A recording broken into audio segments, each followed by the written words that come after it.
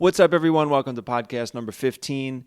If you like these podcasts and you want to know when they air, the best way to not know when these podcasts air is to sign up for the newsletter at everydaydetox.org, because I never send the fucking newsletter.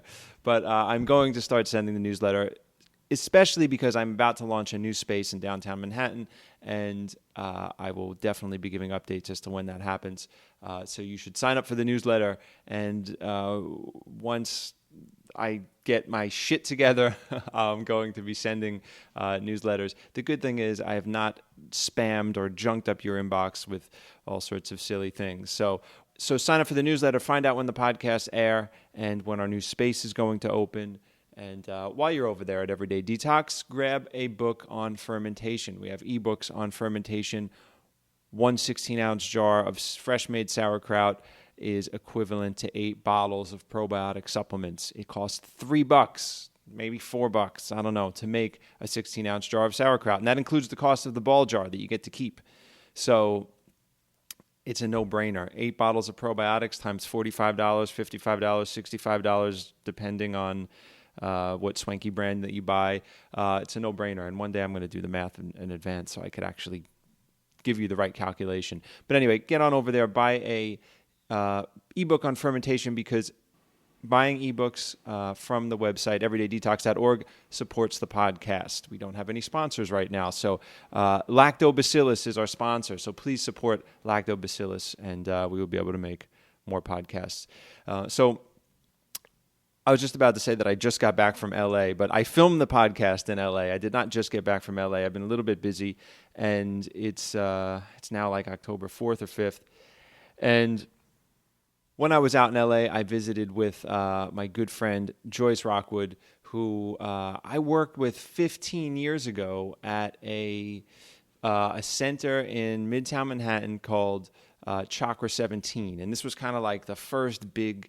This was like the pinnacle of the cleansing scene of the late 90s and early 2000s, and it was Gil Jacobs' first. I mean, he's been practicing for a long time, but Gil Jacobs from podcast number 2. It was like his first big space, and it was run illegally out of a high-rise, luxury high-rise building in Midtown Manhattan, and it was called Chakra 17, and it was awesome. There was a picture of Arnold Ehret on the wall with like his really piercing, insane-looking eyes, and it was just a really cool scene. A lot of great healings happened there, and we had all sorts of amazing clients, from the coolest of the cool to celebrity clients to some highly eccentric people to some bizarrely eccentric people.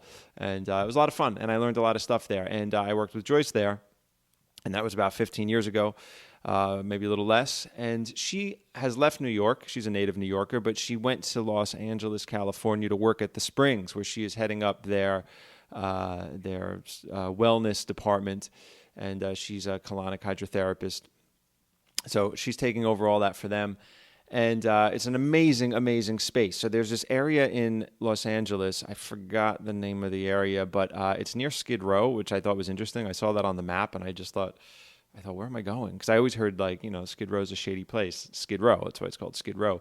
But anyway, it's close to there. But it's like Williamsburg, Brooklyn. It's like building up. And there's all these cool shops and everything popping up all over the place. It was a lot of fun to drive through. It felt like Williamsburg because there's like lots of street murals all over the place. And the Springs is there. It's like a full-on raw food restaurant. They have yoga. They have a full wellness center where you can get colonics, and there's infrared saunas and massages. And it's just a big, beautiful space.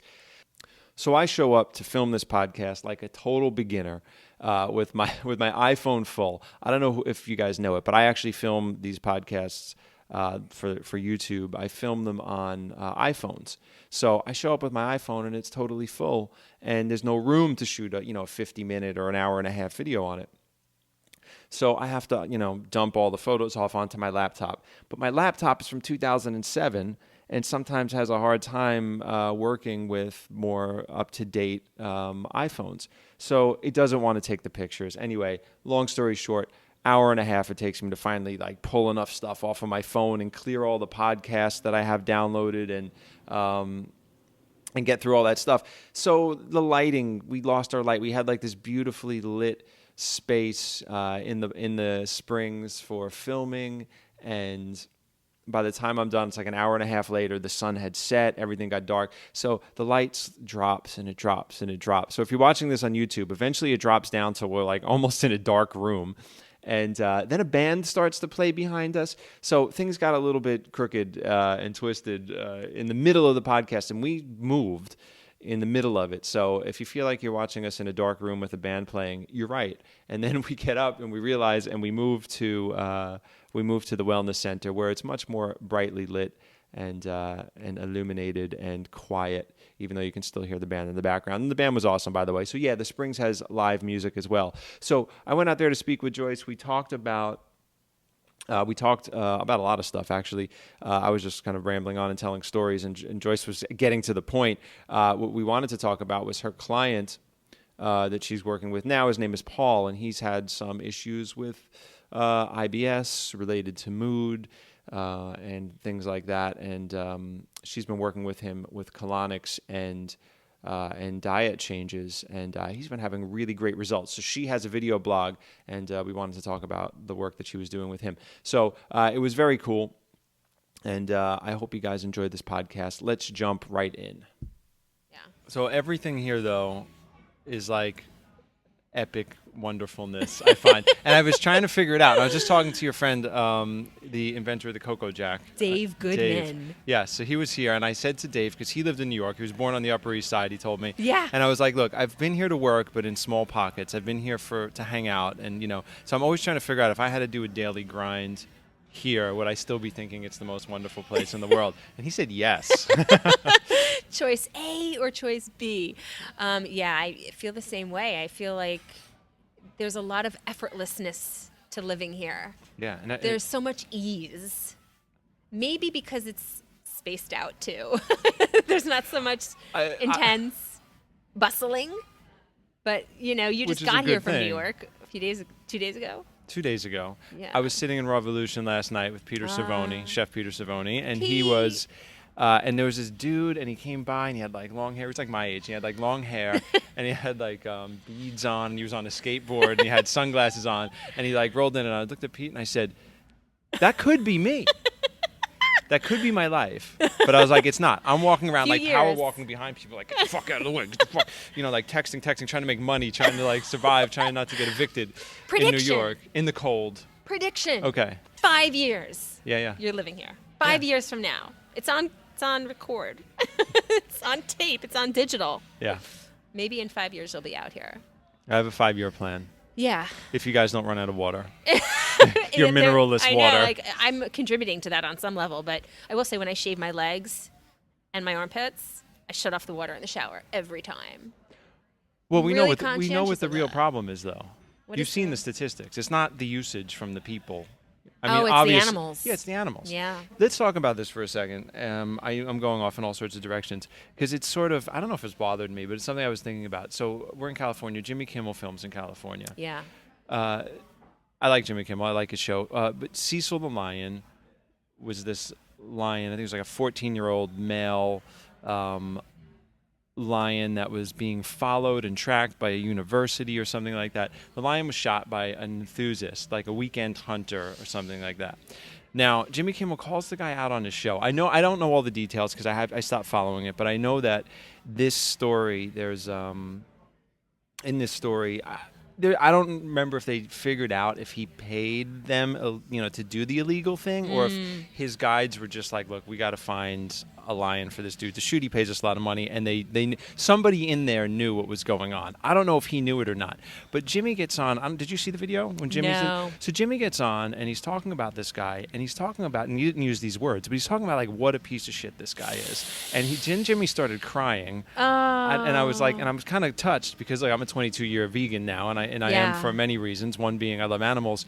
So I was kind of like, okay, I'm happy that this is getting attention, and I'm happy that Jimmy's touched by this. But Jimmy was like named his hometown, said the guy's name, and the reach that Jimmy Kimmel has. And I'm like, I'm thinking this guy could get killed. But I almost feel, and like all the vegans are going to just shut it off right now. I'm going to lose like 1,000 followers. I feel a little bad for this hunter because in our cultural paradigm, it's okay to. It's not illegal unless he paid them to find the lion illegally, which I think there was some debate on that. I don't know what was determined. But if he did that, that's pretty shitty. But the fact that he's like a weekend hunter, whatever I happen to think there's something wrong with this guy, it's so weird how everybody got so outraged and Jimmy Kimmel's crying because I don't think Jimmy Kimmel's a vegan. And it's like... I was just going to say, like, wasn't he going In-N-Out Burger or something? But it's this really weird thing. It's like if this guy killed a cow, like they would just be like, whatever, who gives a shit? But the fact that... So when there's like very few left, or if they're looked at as majestic or something, it's like this big... crime against, well, it's all relative, right? It's like, how have we all been desensitized to what's appropriate and what's acceptable to be killed, and what most people are feeling like they grew up on eating certain things. That's just because we've become indoctrinated to that, so it becomes acceptable. Then you deal with a situation like this, and people start to go up in arms, and then you start to wonder, like, well, maybe it's time that we all started thinking a little bit deeper about animals as a whole. Yeah, the value of one animal versus another, just based on look. I mean, we don't do that with people, right? But we do it with animals. Right. We're like, you're majestic and wonderful to look at, and we've seen a lot of you. Yes. So and there's a whole fucking bunch of you, and that's why I brought it up, because there's a whole bunch of cows, and there's a lot of cows in this state, and they're sucking all the water up. That's the thing that people, you see it all over social media. Like, people are really trying to get that idea out. Yeah, I'm like-minded like you, Mike. I stopped eating red meat when I was 16. And so what's 45 minus 16? 29 or something? This happens on 45. This podcast all the time. Math. Gil would get that in like a second. He'd be like, kids, you're watching too many things on your computers. Your brains aren't working. Yeah, so that's how long ago I stopped eating red meat, and then, other things followed suit. So it's about the same time as you, length of time. And there's a certain level of responsibility that I started taking when I was much younger. It all started... For me, stop eating meat was like all about the ethical. It turned into things that I was more informed about health, and that was, part of my process. See, I didn't know that. I didn't know how you originally got into it. Yeah, my brother had me watch what was it? Something fear with the monkeys getting clubbed on the head. Faces of Death. Faces of Death. Do you remember that? It was it was like MMA fights from like Japan. It was Faces of Death, and then it was like some porno thing, like in the video store. It was like this weird dark corner of stuff. 1986. Oh, so Faces of Death turned you into like a vegetarian vegan. Yeah. Faces of Death. It was a slow process. I was like, all right, I'm going to start with red meat first. And then it slowly took place like over the course of 2 years, and I stopped eating even chicken and turkey and seafood. But well, God bless Faces of Death. I didn't think that would have any wonderful impact in the world. Thanks, brother Jeff. I'm gonna say this. We could edit this out if you don't want me to say it. It's okay. But I still do food consulting jobs and cost out recipes using a scale that used to belong to your brother. What? Yes, that you gave me. That scale? Yeah, that scale that he used to weigh out, what's now known as medicine. Well said. There's a lot of medicine here in California. There's so much medicine in California. I think it's funny, yeah. I've never, ever dealt with the medicine. I'm one of those people who's like never, ever, ever had... Never once in your life? Never once in my life. I've only had it like 2 or 3 times, Never when even I was in food. youngin'. So, but anyway, that's funny. You have that scale? I didn't know that you and my brother had a thing. No, we didn't. Your brother was like getting rid of the scale, and you were like, hey, I don't know if what I was doing. I was probably making desserts for us at Chakra 17. Chakra 17 is the first epic colonic space where we all met, and it was such a scene. There was a picture of Arnold Darrett on the wall. Yeah. Gil would walk around, and people would be like, my cousin has a thing, and he'd go, piss on it, and he would just walk away. It was quite a scene, but I used to make a lot of raw food desserts there. They were amazing. You probably were like, hey, you could use this to weigh stuff. What about those pistachio ones you made? I still make them. Oh, still make them. Very rarely, but I still make them. Yeah. So amazing. Yeah, so that was my inception to not eating meat. Faces of Death. Faces of Death. Incredible. Yeah. Water, Faces of Death. It's been an interesting chronology. Yeah. Scale from my brother. This, so we're in a really, really beautiful place. How long has the Springs been here? So the Springs opened October of 2014. I think it was October 17th, if we're talking specifics. Huh. Yeah. It's like Williamsburg, Brooklyn here. Everyone says that. It's super industrial downtown. It's known as the Arts District, right? Low buildings, lots of murals. Yeah, a lot of beautiful murals. Yeah, there's no real tall buildings here at all. Dude on the corner jamming on a guitar. I thought it was a preacher giving a sermon, and it was just some dude set up shop, and he's just like, I wanted to catch a video of him, but we had all these technical things going on. I want to talk about your project, because I can go on with stories and things. And you see how I am. I'm just all over the place. But I want to talk about what your what you were doing. His name is Paul. That was like the main. That was the. I mean, you're working on a lot of people here, but there's this one client, Paul, that's like, kicking ass with some amazing recovery. What was going on with him? So Paul came to us. He's a 20-year-old student at USC, and he's studying PR and marketing there. He's a really interesting gentleman. He came here because he has IBS. It's a mild case, 20 years old with IBS. IBS is just that term they throw at everything when they don't know what the fuck to call it. What are his symptoms? Yeah, same. A lot of distension, a lot of gas, anxiety, dealing with lethargy, very distended belly. Yeah. We've got video. I saw the pictures of it. I'll throw some pictures up on the. If you're watching it on YouTube, I'll throw pictures up. And we're doing this docu-series for 3 months, essentially, sort of charting his progress. So I have actually the blog is up. So people will be able to see the blog. We're seeing him like every 2 weeks. He comes in for treatment, and we chart his progress with video and photographs so we can see the progression. But he came in because he had heard colon hydrotherapy would be a natural alternative to healing, and he actually was interning like in the neighborhood and came to the Springs to get juices. He rolled in. He was going to do like a little raw food thing. He's getting into eating clean. And he popped into the wellness center one day to find out more about Gravity colon hydrotherapy. And why would Gravity be better than like a $50 Groupon? He wanted to know. So listen, people, you don't get cheap tattoos. You don't get cheap colonics. Whenever I hear people say a colonic is too expensive and we're debating about $5 or $10, I'm like, it's not a pizza. No. Okay. And even that, if you're going to eat, as toxic as it is, go to Cafe Viva. Right. But yeah, pay the price because there's something to be said for that, and you get what you pay for, right? Yeah. So how many treatments has he had? He's had 4 so far. And he's recovering. Is he having less and less episodes of it? He's having less bouts, and he's having just great epiphanies with mood changes and anxiety, feeling like we finished a treatment. He's like, I kind of feel like I want to go out for a jog. He came in one time super distended and super felt like he was 5 months pregnant, the poor guy. And this is just from living. This is a 20-year-old kid that's just 20-year-old kid, right? Yeah. I mean, you remember when we first had Chakra 17? I mean, same thing. Like IBS was a thing that was for older people typically, as well as acid reflux. I get people coming. Acid reflux was like someone in their 50s and 60s would get that. Yeah. Now you get 20 and 30-year-olds. Yeah. Well, people are getting weaker and weaker. I've seen people come in. Remember Steve Koch? Oh. Steve Koch passed away. Yeah. Passed away defending our country. So, but he's so young, and he used to come see me. I think he was lying about his age. I think he was 16, and he was telling me he was 18 or something. Yeah. But so he used to date these girls and stuff, and he'd bring these young girls in, and they would be on fast food and stuff like that. And I would see these colonics and these abdomens, and I'm like, you're probably 16 telling me you're 18. And I'm like, you can see what that food does. It is disgusting. You've seen the video I put up. I have to relaunch it on Everydaydetox, but you've seen the Dr. Hiromi Shinya's videos, right?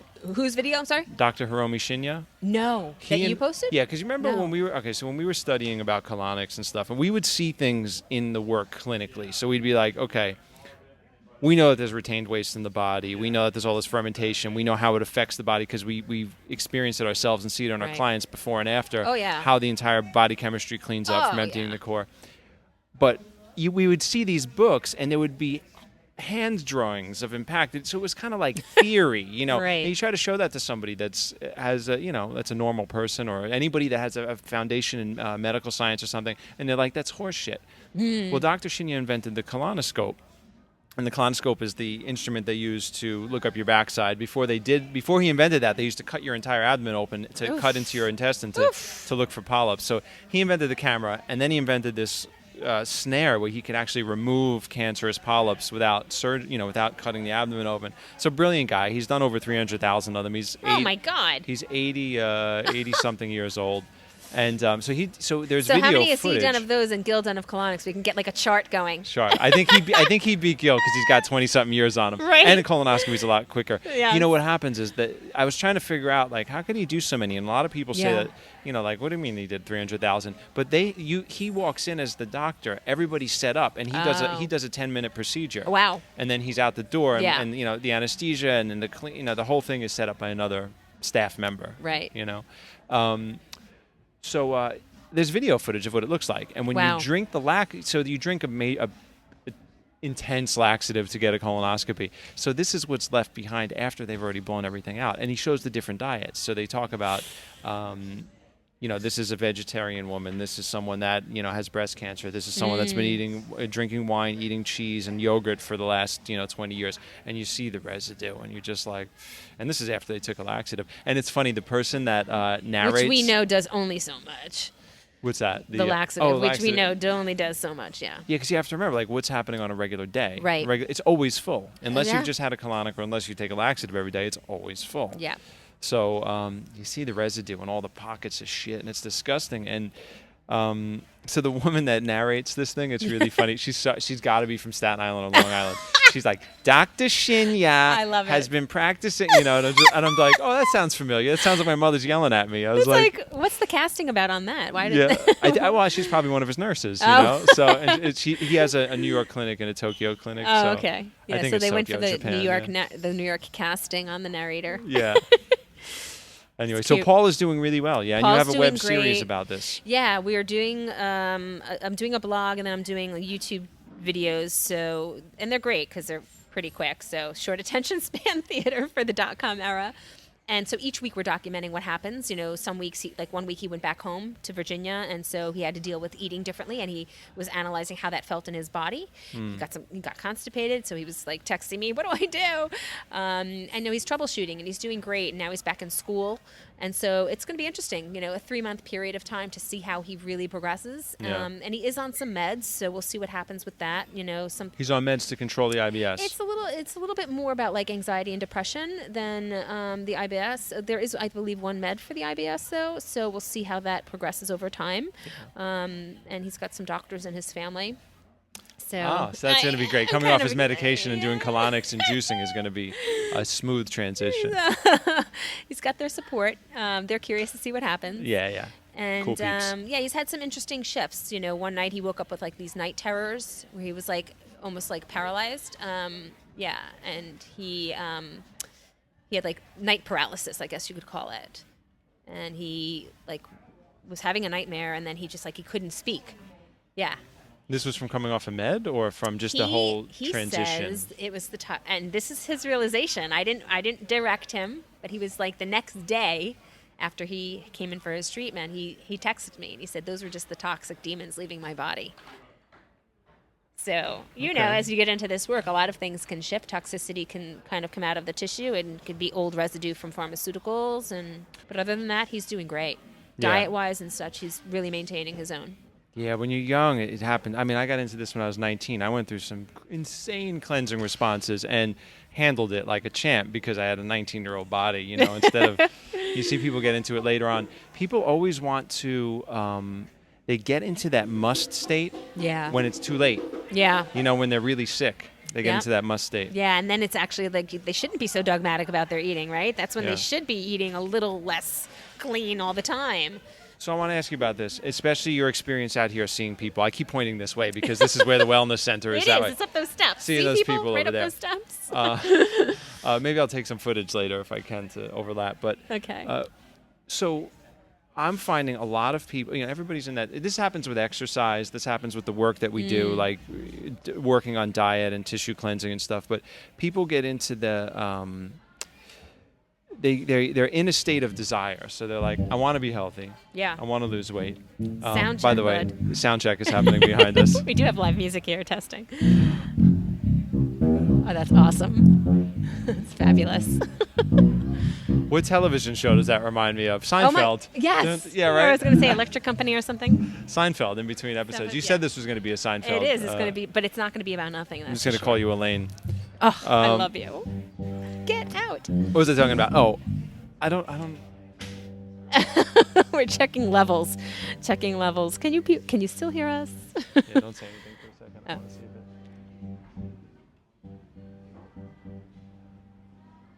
You know what's funny? I don't know if their instruments are actually registering because I don't see a register. That would be just fabulous. Yeah. Anyway, if it is, you're welcome for the background music. So free ticket.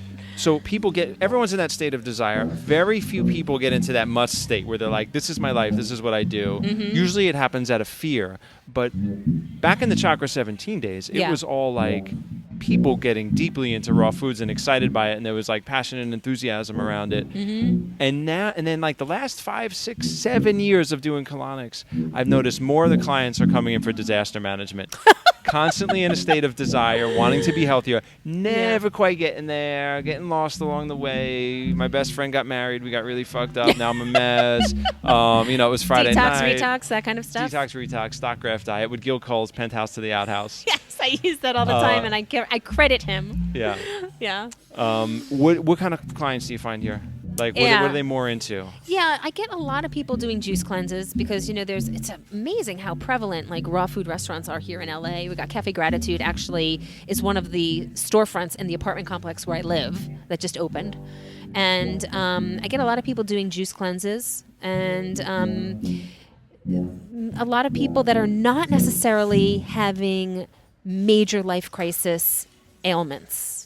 I had more of that in New York. I felt like I had more people with severe disorders or disease or conditions than I do here. I feel like here people are healthier overall.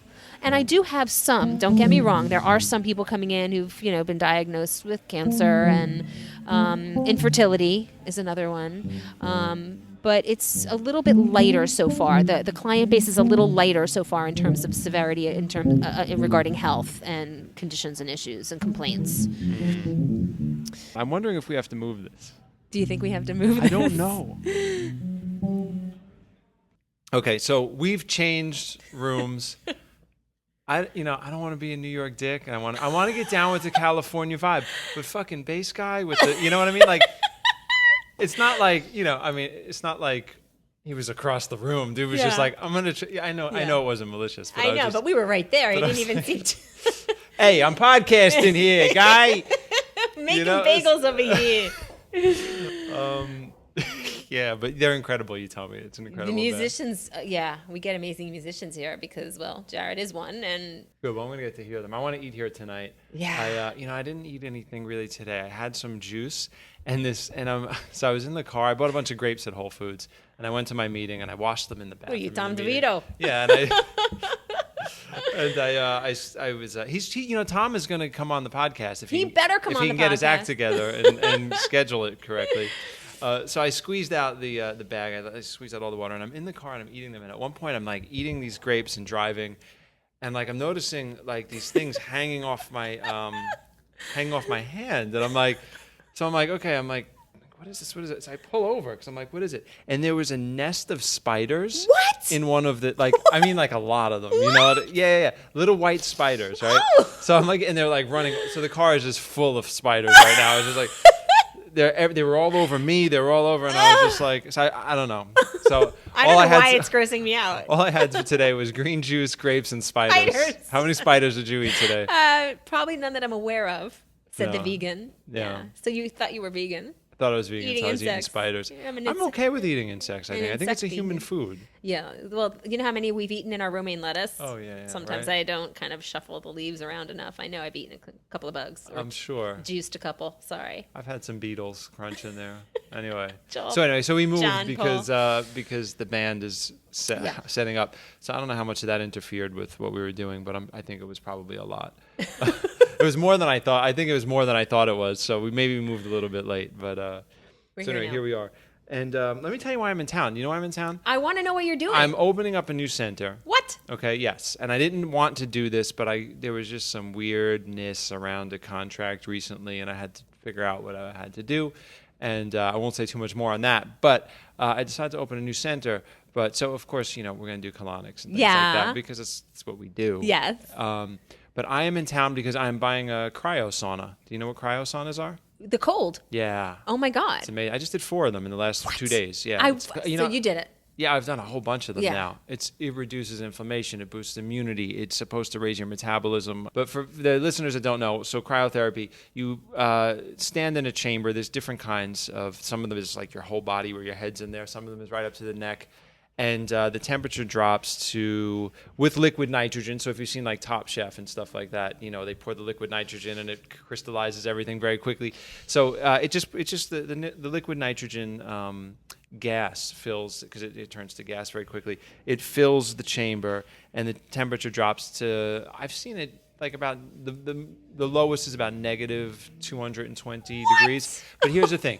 You're only in from 1 to like maybe 3 minutes. Some people like will do like 4, 5, 6 minutes. Those are usually like athletes and stuff like that. But you go in and it feels amazing. Yes, it's a Really? little intense. But what happens How is about your privates? well, okay, let me tell you a story. Yeah, when I go in the cold pool, at the bathhouse, I can't. This isn't the same. Okay. This isn't the same. So it's not like when you get it, cold, like all the hot water runs out and the water hits you and you were just in hot, or like when you it's not like falling through ice into water, because that's paralyzing. And that's what they would used to do, ice baths, like athletes, to reduce inflammation. And that worked up until a point, but it actually, because the cold penetrates the body, it starts to shut down cellular repair mechanisms. I think this is what I'm learning about this now. This is what I've read.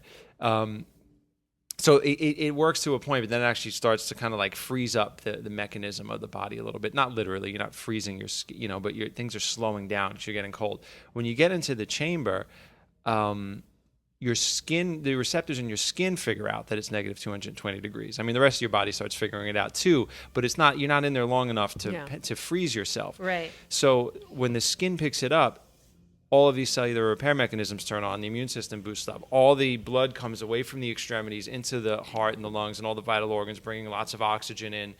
And then when you step out, everything flushes back in. So it's like this great inflammation reducer, like systemic inflammation reducer. Tony Robbins has one in his house. All these athletes are using them. Back to the private parts. So I went from Howard Stern. When I went for my first session, right? I was like, okay, first of all, the girl says, I go to get changed, and the girl says, she's like, okay, you're all set. She goes, just make sure to remove your body jewelry, sir. Do I look like a body jeweler? I was like, dude, you got tats. Yeah, I got tats. But what, you think I got some? Maybe. You should got to be, hey, liability. Well, I'm glad she told me. There was no body jewelry to remove. But I ain't got none either. Nah, not right? Mom. So I'm waiting a minute or two, and I go, all right, let me go pee, right? Now, they tell you you have to towel off. You can't go in there with any moisture on your body. Right. Like, you don't shower or anything, but you just have to towel. It's a dry treatment. Yeah. But if you go in there and you're wet, you can get frostbite. Yeah. There was a basketball player who kind of screwed up his place on the team. I think he lost the space on the team. He got into one. I guess there was no tech there. There was no one that knew how to do it. So they just got into it with wet socks, stripped his feet, frostbite. Oh. And he was probably only in there for 3 minutes. Oh. Yeah. Now, when you get in there dry, totally fine. So I go to the bathroom, and, I dripped a little bit, right? So I was like, fuck. I'm like, I'm walking back, first. And I'm like, yeah, look, I dripped a little bit, all right? It happens when you're standing at a urinal, and you don't want to. You get a little lazy, and you try to pull it out the side. They don't put toilet paper near those urinals. No. So they should. In the cryo place, they should. I dripped a little bit. Now I got wet underwear, touching things, and I'm thinking, shit, I got to get into this negative sub-zero thing now, and so I ended up having to stuff it with a sock because I didn't want. I was afraid. I thought, Plus, I looked better walking around in my underwear. But, I just thought, I don't want to, if I'm going to get frostbite. Brings new meaning to stuff it with. It was all wrong from the beginning. It was an amazing experience. But the guy, as soon as I step up into the machine, the guy's like, don't brush into anything. Don't touch the side. And immediately I touch the side and I have frost. And I'm like, oh, I'm going to say goodbye to my arm skin. This can't be right. Yeah, it's actually fine to touch the side. It's fine. Oh my God. I've been learning all about it. So I'm buying one from this incredible company and these awesome people. So I've been getting them all week. You had to get all the way out here to buy it? You couldn't buy one in New York? No, they manufacture them. I don't know where they manufacture them, but the main office is here for this company, and they reimburse your flight if you buy one because they're crazy expensive. Oh, cool. So I was like, yeah, let's go out. And there was a lot of stuff I needed to experience. There's chambers and saunas and things, and I wanted to check it out. Yeah. And got a whole education. I need, before you drop the money on it, you gotta really figure out what you're doing. So yeah, so I'm working on that. So that's what I've been doing. So that's why I'm here. But okay, so here's the thing. I absolutely love it. But out of all the different things we've ever done, saunas, colonics, cryotherapy, different types of body work and stuff like that, if I had to choose one that I would only have for life, it would be the colonic action. Well, yeah, I was going to say. And I was going to say, you've had a lot of colonics and you've done a lot of infrareds and a lot of sweats and things and different forms of body work. How would you describe the after effect of the cryo? For someone who's never had that. It's something that needs to be done repetitively to get results. So it's a good inflammation flushing. Okay. But if you're trying to heal something faster, recover faster, it's you need it. You kind of need it repetitively. Because I came out of the first one and I called my business partner and I was like, "This is amazing." And then shortly after, I felt like, okay, I always feel good. So I was like, I feel kind of how I always feel. I feel really good. But colonics are such a much more direct connection to the body's chemistry. Yeah. This is the next thing that, this is if I had to choose, it would be that, and then it would be colonics, and then that. Yeah, I've done a lot of infrareds too. I love the feeling of coming out of the infrared because you just feel so rejuvenated and your nervous system feels so melted down. You feel like the weight of the world that you may have had on your shoulders is just dissolved, and you feel just so refreshed. So I'm kind of curious to see what it would feel like to be in the shiver me timbers. Here's what you do too. When you go to get the treatment, go and I don't know if this is picking up all that music out there. There's amazing fusion, like jazz fusion going on out there. When you go to this session, though, this is what I did. I've never done this, and I did it here. You do it back to back. So you go in for 3 minutes or 1.5 or 2 minutes on your first one, and then you come out and you warm up a little bit, and then you go back in, and then you come out again. And that's that's something. Do they recommend it that way too? Yeah. Yeah, okay. Yeah, that's something powerful. Why do some people not do the second one? Just because it felt too chilly or something?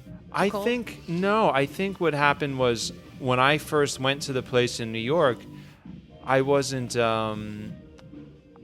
There wasn't a lot of contact. So that's what I want our space to be different. There needs to be more contact. Yeah. When I went to these people here, and these are the people that sell the machines. They build the machines. The guy had he was first introduced to it. He's a German guy. He looks amazing. He's in great shape. He's the sweetest guy. And his name is Robin. And he was in a snowboarding accident. So when he was young, so it was recommended that he get it done. And so he's got a long history with this. So when I went there was a lot more kind of knowledge about how to do it properly. Yeah. When I went to the other place, they cycled me through in and out, which I appreciated as a New Yorker. I don't have a lot of time. Right? I was like, I love this treatment. I'm in, I'm out. I already knew a lot because this is what we do. Right. We do body work and stuff like that. But if I was the average person, I kind of wouldn't have known what I really needed. Or there wasn't a lot of contact. Gotcha. So, yeah. Well, thanks for letting me know. Yeah. I'll have to check it out. It's good shit. Good shit. Yes. What do we need to cycle back to? What do we need to talk about? We're going to cycle back to the whole Paul thing. Yeah. And I guess what I really, the whole thing about that was so appealing to me tied into my reason for coming out here, really, in the first place. And my big thing when I closed my last office was my new venture, whatever it was going to be.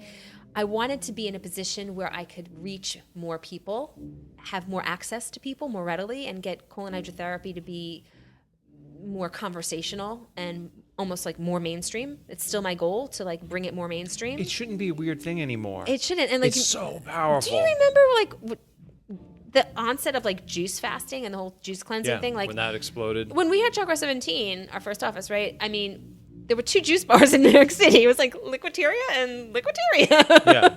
Or it was a little health food store, and it was carrot, beet, apple, ginger. Yeah, and so like the whole thing about, you know, colon hydrotherapy that's made it definitely more accessible and more talked about now is the advent of juice cleanses. And, you know, Organic Avenue and Blueprint and all the big companies, you know, going national, if you will, right? And every place you go now, there's like another juice model, another juice brand. That's allowed people to start feeling their bodies differently. Mm-hmm. It's allowed people to start making the connection between eating well and feeling differently, and then like, oh, my digestion, something's not right. So my whole thing with coming out here was to be in a situation, and I knew this was going to be the opportunity for me to do that, to reach more people, because this is like a big storefront, essentially. In New York, I was on the 14th floor. I was way up there. No one really knew where I was. And so we get walk-ins. People are coming in, they're going to yoga, they come out of yoga, they're like, oh, what's up here? They walk into wellness, or they come in and they grab a juice, and they're circling around, and they walk in and they're like, oh, what do you guys do here? So I have actually a lot of walk-ins, people just asking questions, sometimes people booking on the spot. Yeah, it's amazing. And so with Paul, I knew that his story would allow me to reach more people. And that's really the gist of being out here, is I want to be able to reach more people and let them have more accessibility to taking care of themselves, and that whole concept of like, the guru is you, and the whole concept of like a healer in every home, is that people having more information on how to, take care of their own health, and either deal with stuff that's come up that's problematic, or take care of themselves in a way so that they don't have to deal with illness or disease in the future. So your video project you're doing with him, yeah. Just sort of looking at all the milestones in his progress. YouTube? Yes, on my YouTube channel, which is Joyce Rockwood, you'll be able to see. There's one coming soon. We're just editing right now, but yeah, every week's episode will be up on YouTube as an individual episode. So what we do is we shoot right before the colonic, talk about what's happened in the days and the 2 weeks prior from the last treatment. Then we do the treatment, and then we do an after video. We also shoot some stills of his gut before the colonic, and then stills of his gut after the colonic. And so we have like the progression at each treatment, before treatment and after treatment. Wow. So, okay, peeps. For all the people out there listening that need colonics demystified, and you want to check it out and see how good Paul looks and see all the results he's getting, check that out. Joyce Rockwood on YouTube. Yeah, Joyce Rockwood on YouTube. And then my website is joycerockwood.com. So they can also link to my blog and see the videos through the blog there, because I'm loading up the videos on the blogs that I'm posting. Should we wrap this up? We put a bow on it. You're hungry. I want to feed you. Yeah, let's go eat something and listen to the music that's now ended after the podcast, right? and they stop with the music. It's like done. What the fuck, guys? Well, they knew they were our background music, so they're like, we need to cut. They're cutting. And it was my fault, because I showed like a beginner, and I came in and I was like, hey, I haven't emptied my phone yet, and I'm going to do it on my 14-year-old laptop. Right. So just give me 2.5 hours and I'll get this going. Dial-up. All right, guys. Thank you for hanging in with the bass and the music and my long stories that go nowhere, because all I've had is grapes and spiders. What does everybody need to do? Go to everydaydetox.org. I'm going to put the links for Joyce's project there. Sign up for the newsletter, because one day I'm gonna send the newsletter, and then you're gonna be so happy that you signed up for the newsletter. I haven't sent one yet. I've been telling people to sign up for over a year now. I haven't sent out a newsletter since I've been in LA myself, so I'm just as guilty. But yeah. All right, that is it. We will see you guys next time. Thank you so much for hanging in and watching or listening, or however we do this. Snapchatting. What the fuck is Snapchat? How do you use that? I sent one Snapchat so far. Yeah. I think. It disappears, right? It disappeared. I'm like, did it go? Then someone sent back a note that said, you did it right. I'm like, okay. There's only one group of photos I would want to send to have disappear. You know what I mean? Your my body jewelry. Your cryo. Only my body jewelry pics. But why would somebody why would I send you a picture of a juice or something and be like, it's done. Later, it's done. Yeah. Like, other than for efficiency. It's got to be a 20-something thing. Yeah. Periscope. I like Periscope. We did it with Periscope today. Yeah, I'm going to start doing that too. All right, we're out of here. Goodbye.